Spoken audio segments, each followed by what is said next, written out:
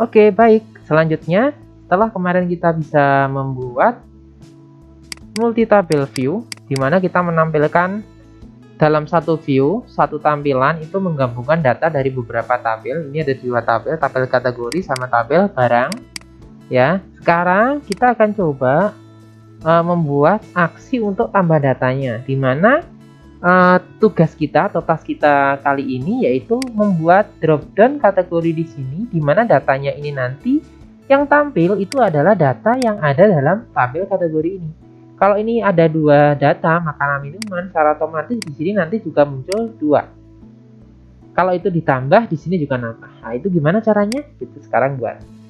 Oke. Kita buka dulu yang kemarin sudah kita bikin, yaitu di data barang. Nah, di sini ada salah satu trik di mana kita bisa menampilkan dropdown pakai select seperti ini ya. Nah, selectnya ini nanti kita ambil data dari tabel kategori. Nah, gimana caranya? Pertama, ini saya kasih komentar dulu. Ini yang kemarin kita bikin yaitu untuk multi view. Ya, join tabel barang dan kategori. Yang ini kemarin kita lakukan. Nah, sekarang untuk menampilkan dropdown kita juga butuh query lagi. Ya, ini untuk saya kasih nama dropdown kategori. Ya, kasih komentar. Kita bikin query lagi. Saya kasih nama query cut gitu aja ya. Nah, query cut. Oke, dimana perintahnya yaitu kita tampilin semua data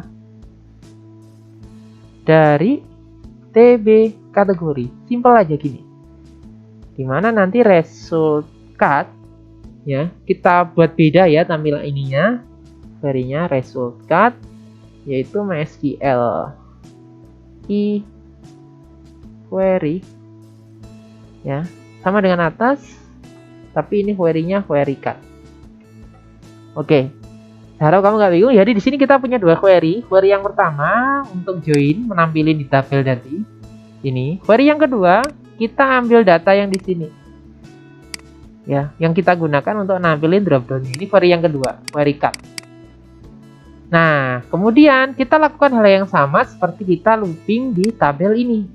Tapi bukan di tabel kita lakukannya, kita lakukan di optionnya sini. Ya, optionnya sini. Kita coba seperti ini ya. Ini optionnya ini kita buat looping. Caranya sama dengan atas. Ya, ini ya, sama dengan ini ya. Nah, kamu bisa kopas. Seperti ini. Nah, row-nya kita ganti row cut. Kita buat beda namanya. Resultnya result cut. Terus kita tutup. Nah, sama dengan atas, tapi ini nanti yang kita looping. Ya, kita looping. Kita ini kan ada pilihan nih. Ya, kita coba dulu. Kalau muncul 2 berarti loopingnya betul. Kita cek ya. Refresh. Nggak ada error. Nah, ya kan? Pilihannya muncul 2 sesuai dengan yang di tabel kategori. Ya, sekarang kita coba. Ini kita ganti isinya. Ya, isinya apa? Isinya adalah data yang ada di tabel atau query kita. Ini nama kategori ya, kita tampilin di opsinya sini, tapi value-nya ini saya pakai ini ya untuk mempersingkat itu coding. Ini kita masukkan ID card. Kenapa kita masukkan ID card? Karena yang di dalam tabel barang, kita coba buka. Yang kemarin kita sudah bikin tabelnya di phpMyAdmin ya, yang kemarin kita udah bikin. Kalau kamu perhatikan baik-baik, kenapa sih inputannya nama barang tapi di value-nya kok ID barang, ID kategori? Karena yang disimpan adalah ID kategorinya. Sedangkan yang ditampilkan adalah nama kategorinya. Ya, saya harap kalian nggak bingung. Kenapa? Maka dari itu kenapa value-nya di sini adalah ID kategori. Sedangkan yang ditampilkan di option-nya itu adalah nama kategori. Sehingga seperti ini. Saya refresh. Nah, makanan minuman dingin. Coba ya, kalau misalkan di sini kenapa kok dinamakan join? Saya coba tambah data dulu. Kayak di 3 katakanlah.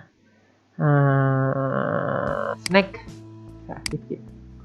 Oke, berhasil disimpan secara otomatis di data barang. Nah, ada snack. Ya, jadi dia dinamis. Sebetulnya kita buat dinamis sesuai dengan data yang sebenarnya. Oke, ya, saya harap ini seperti ini caranya untuk tambah data. Sekarang kita buat aksi untuk ketika ditekan tombol simpan ya. Tekan tombol simpan, kita buat aksinya. Kita bikin file dulu, file baru. Ya, saya kasih nama simpan barang.php. Oke, biar lebih mudah saya lakukan kopas dari simpan ini, kan hampir mirip tuh. Ya, saya kopas datanya, saya paste, tinggal saya sesuaiin aja. Ya, ID kalau ini kode barang. Ya, kita sesuaikan sesuai dengan form yang ini, ya. Atau lebih enak kita acuannya ini aja, kode barang, nama barang, ID kategori, harga satuan, gitu ya, tanggal expired. Nama barang. Oke, kemudian ada ID card.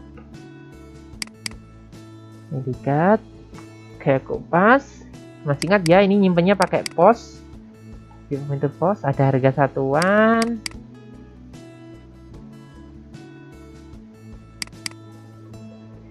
Ya, harga satuan, kemudian ITY sama tanggal expired.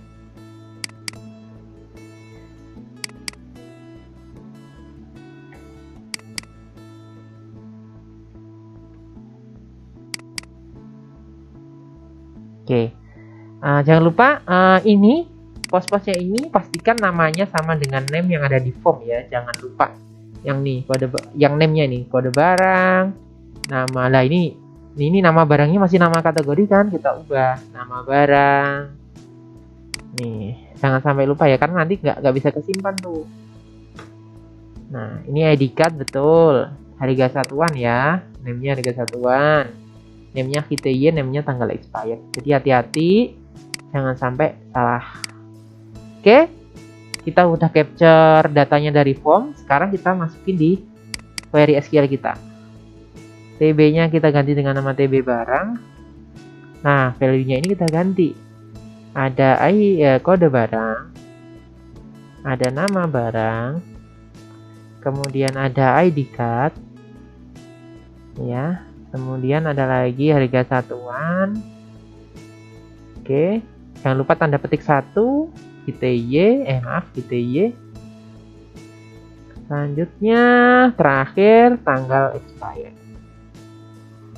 Oke, jadi setelah kita capture semua data di form, kita masukkan di perintah insert di SQL-nya untuk memasukkan data dalam tabel barang di database. Kemudian setelah berhasil memunculkan pesan, berhasil disimpan, kemudian kembali ke bukan data kategori ya, tapi data barang.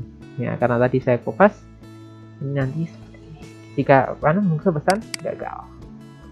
Oke, saya simpan. Ini udah jadi, kita coba.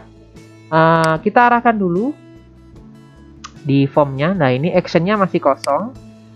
Ya, kita arahkan kemana? Simpan barang.php. Ya. Jadi ketika diklik tombol simpan, dia ngarahkan ke situ, ke simpan barang.php. Nah, ketika diklik tombol save. Oke, kita coba dulu. Refresh. Tidak ada error ya. Oke, saya coba masukkan data barang 1003, misalkan Ciki ya. Kategorinya snack, harga satuannya 2000, ITY-nya ada 40. Nah, ini bedanya inputan biasa, yaitu kalau pakai number kita bisa ada scrollnya gini, jadi mudah, ada interaksinya. Terus kalau input tipe date itu ada tanggalnya ya, kita bisa ngatur tanggal sih seperti ini. Misalkan expirednya tanggal 30 Oktober. Nah, ini kemudian kita simpan, kita coba ya. Nah, berhasil disimpan. Nah, data masuk, view-nya juga masuk. Sampai sini kamu sudah bisa membuat tambah data di multi tabel view.